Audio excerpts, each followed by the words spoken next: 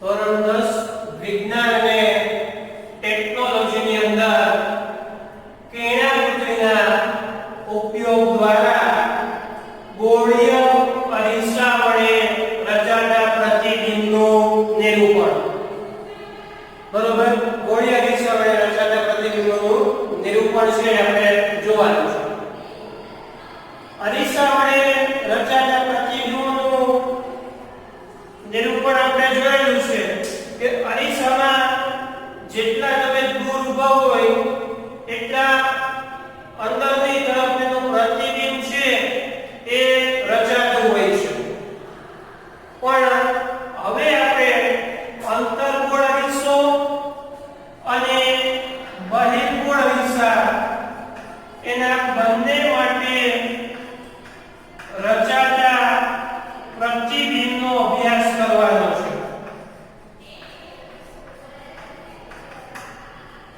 ઓમકો કિરણ છે એ અરીસા ઉપર લાખોની સંખ્યાની અંદર પસાર થતા હોય છે, પણ સરળતા ખાતર આપણે અત્યારે એક જ કિરણ દોરી અને અભ્યાસ કરવાનો છે. તો પહેલા આપણે વાત કરીએ અંતર્ગોળ અરીસાના પહેલા કિસ્સાની અંદર.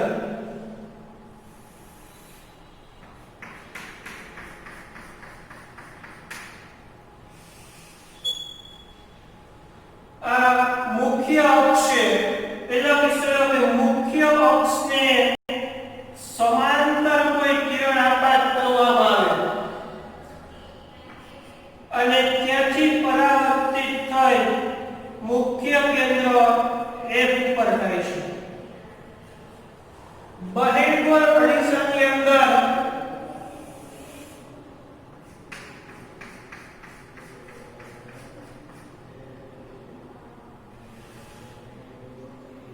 બહિર્ગોળ અરીસાના કિસ્સાની અંદર અહીંયાથી મુખ્ય અક્ષને સમાંતર કોઈ કિરણ આપાત કરવામાં આવે તો એ પાછળની તરફ આના આધારે એનું વાક્ય લખી શકાય કે અંતર્ગોળ અરીસા માટે મુખ્ય અક્ષને સમાંતર કિરણ આપાત કરતા મુખ્ય કેન્દ્ર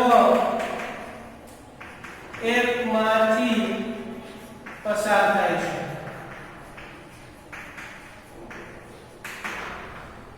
અને આ વસ્તુ બહિર્ગોળ અરીસા માટે પણ લાગુ પાડી શકાય છે.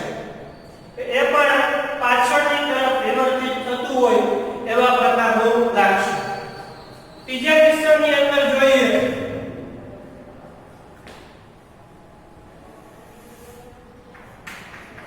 તો અંતર્ગોળ અરીસા માટે અને બહિર્ગોળ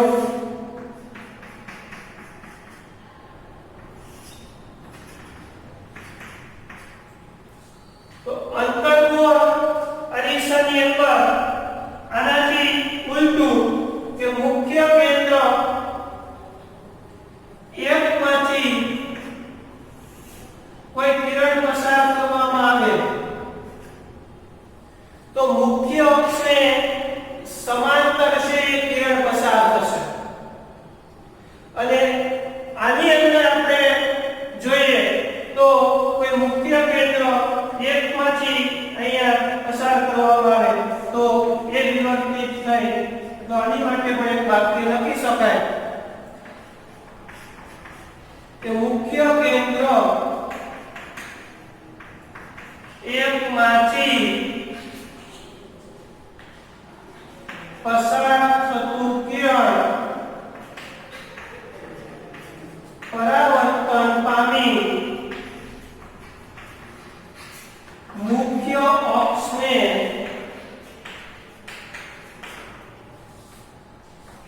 સમાંતર વિવર્તિત થાય છે. અને આ જ વસ્તુ મુખ્ય કેન્દ્ર F અહીંયા હોય એની અંદરથી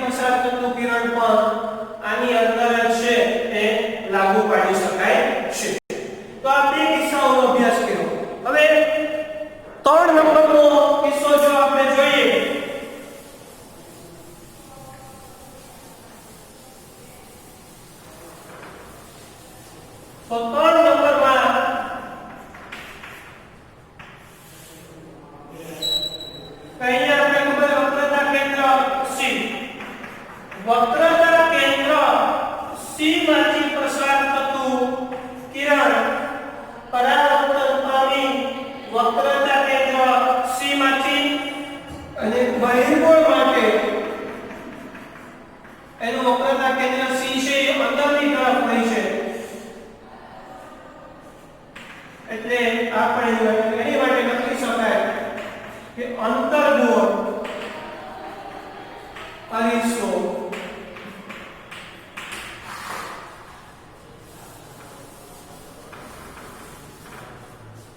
અને બહિર્ગોળ અરીસા માટે વક્રતા કેન્દ્ર સી માંથી પસાર થતું કિરણ પરાવર્તિત પામી વક્રતા કેન્દ્ર સી માં પાછું ફરે છે તો આ જે છે 3 નંબરના કિસ્સાઓની વાત હતી હવે 4 નંબરનું એક જોઈએ છેલ્લું તો અહીંયા આપણે ખબર છે કે ધ્રુવ પોલ P હોય છે અને અહીંયા એમનો પોલ P હોય છે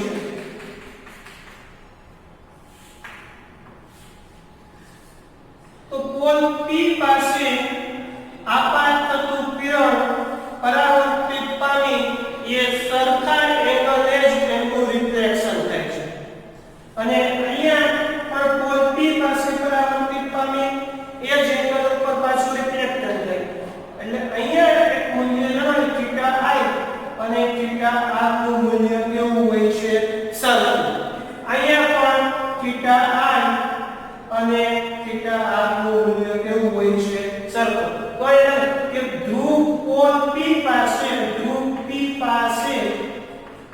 આપાત કોણ અને પરાવર્તન કોણનું મૂલ્ય સરખું હોય છે આજે 4 નિયમો આપણે જોઈએ પાછું એક વખત રિપીટ કરીએ કે અંતર્ગોળ અરીસાની અંદર કે બહિર્ગોળની મુખ્ય અક્ષને સમાંતર કિરણ આપાત કરતા મુખ્ય કેન્દ્ર 1 માંથી નિર્મિત થાય મુખ્ય કેન્દ્ર 1 માંથી પસાર થતું કિરણ મુખ્ય અક્ષને સમાંતર નિર્મિત થાય ત્રીજો કિસ્સો વક્રતા કેન્દ્ર સી માંથી પસાર થતું કિરણ પરાવર્તિત પામી વક્રતા કેન્દ્ર સી માં આવે પાછું જો 4 નંબરનો કિસ્સો કે ધ્રુવ પોલ P પાસે થીટા I અને થીટા R નું મૂલ્ય હંમેશા કેવું હોય છે સરખું હવે આજે 4 જોયા એમાંથી કોઈ બે કિરણ કે આ અથવા કોઈ આ એનો ઉપયોગ કરી અને એના પ્રતિબિંબ કઈ રીતે રચાય એ આપણે નેક્સ્ટ આના જે લેક્ચરની અંદર છે પાછા જોવાના છે નેક્સ્ટ ટોપિક છે અંતર્ગોળ અરીસા વડે પ્રતિબિંબની રચના આમ તો પ્રતિબિંબની રચના દોરવી અનંત કિરણો હોય છે પસાર થતા હોય છે પણ સરળતા ખાતર ફક્ત બે જ કિરણોનો ઉપયોગ કરી અને પ્રતિબિંબની રચના છે એ દોરવામાં આવે છે તો પહેલું જો આપણે વાત કરીએ કે આગળના ઉદાહરણની અંદર આપણે જોયું કે અનંત અંતરેથી આવતો પ્રકાશ અંતર્ગોળ અરીસા માટે એક મુખ્ય કેન્દ્ર 1 ઉપર પસાર ભેગો થાય છે બિંદુ વચ્ચે આપણે કાગળ સળગવાની જે વાત કરતા હતા એ આકૃતિ છે એટલે અનંત અંતરેથી આવતો પ્રકાશનું કિરણ અહીંયા પરાવર્તિત પામી ખૂબ જ નાનું બિંદુ F બરોબર અને વાસ્તવિક પ્રતિબિંબ મળે છે તેને કઈ રીતે લખી શકાય વસ્તુનું સ્થાન તો વસ્તુનું સ્થાન અહીંયા લખી શકાય અનંત અંતરે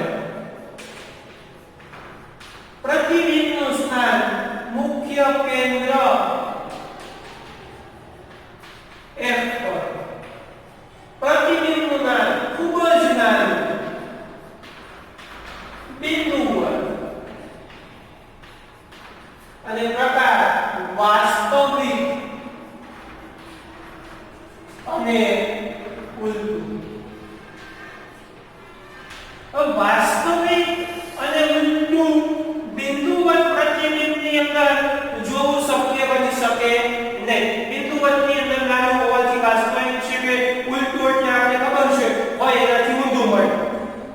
બીજી આકૃતિ જોઈએ તો વસ્તુનું સ્થાન વક્રના કેન્દ્રથી થી દૂર. તો વસ્તુ એટલે શું લઈ શકાય કે કોઈ મીણબત્તી છે, કોઈ એવો પાઇપ જેવી વસ્તુ છે વસ્તુ તરીકે. તો વસ્તુનું સ્થાન થી દૂર તો બે ક્રિયાકૃતિનો ઉપયોગ કરી કે એક છે મુખ્ય કેન્દ્ર એકમાંથી અને કઈ અને એનું પ્રતિબિંબ છે અહીંયા દર્શાવેલું છે. પ્રતિબિંબ છે વસ્તુ કરતા કેવું મળે છે? નાનું. તો એની માટે લખી શકાય વસ્તુનું સ્થાન ક્યાં છે? સી થી દૂર.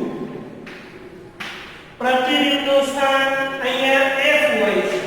તો લખી શકાય સી અને F ની વચ્ચે વસ્તુ કરતા કેવું પડે છે? નાનું. એટલે લખો વસ્તુ કરતા નાનું. અને કેવું મળે છે? વાસ્તવિક અને ઉલટું.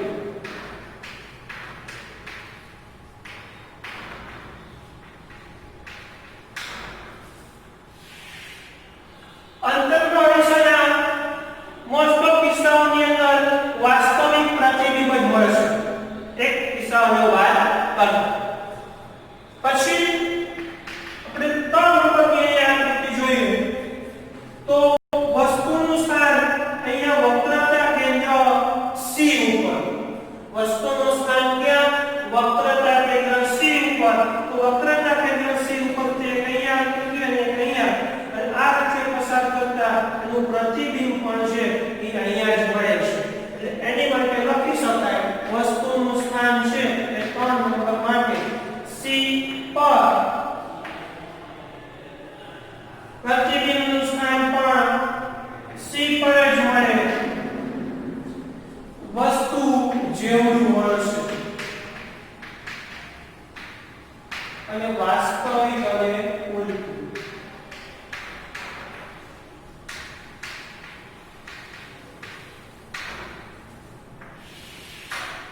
ચાર નંબરની આકૃતિ ઉપર આપણે આવીએ કે વસ્તુનું સ્થાન અહીંયા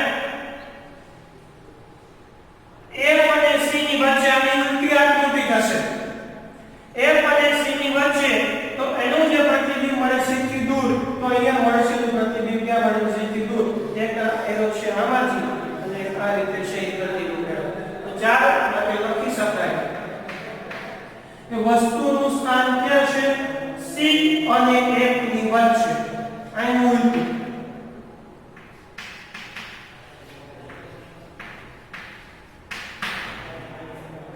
પ્રતિબિંબ ક્યાં મળે છે? C થી દૂર. વસ્તુ કરતા કેવું મળે છે? મોટું. અહીંયા નાનું મળતું અહીંયા આવશે મોટું. વાસ્તવિક અને ઉલટું.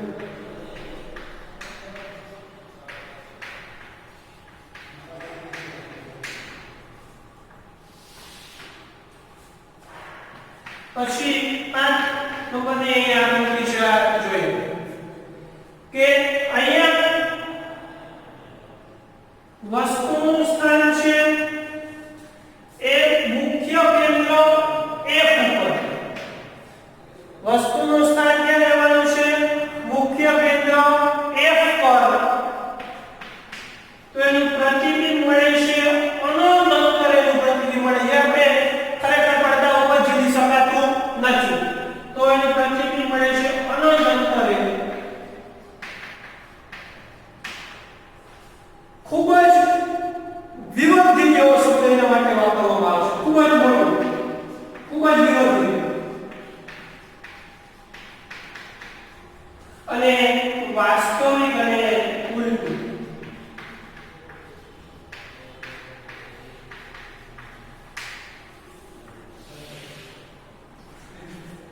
પછીની આ આકૃતિ આપણે છેલ્લી જોઈએ તો એની અંદર જે પ્રતિબિંબની જે વાત કરવાની છે એ છે F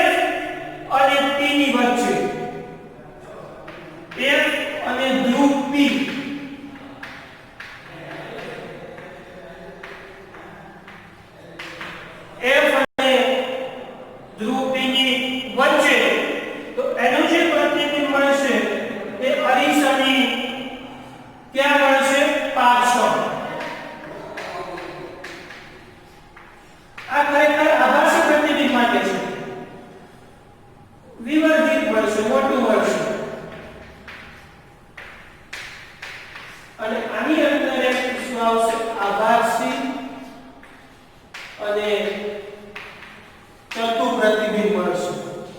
કેવું પ્રતિબિંબ મળશે? આભાસી અને ચતુ પ્રતિબિંબ.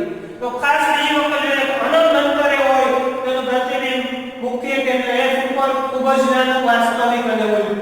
તો આ ખાસ MCQ ની અંદર અને એક્ઝામ ની અંદર કેળાથી દોરવાનું પણ તમને પૂછી શકે.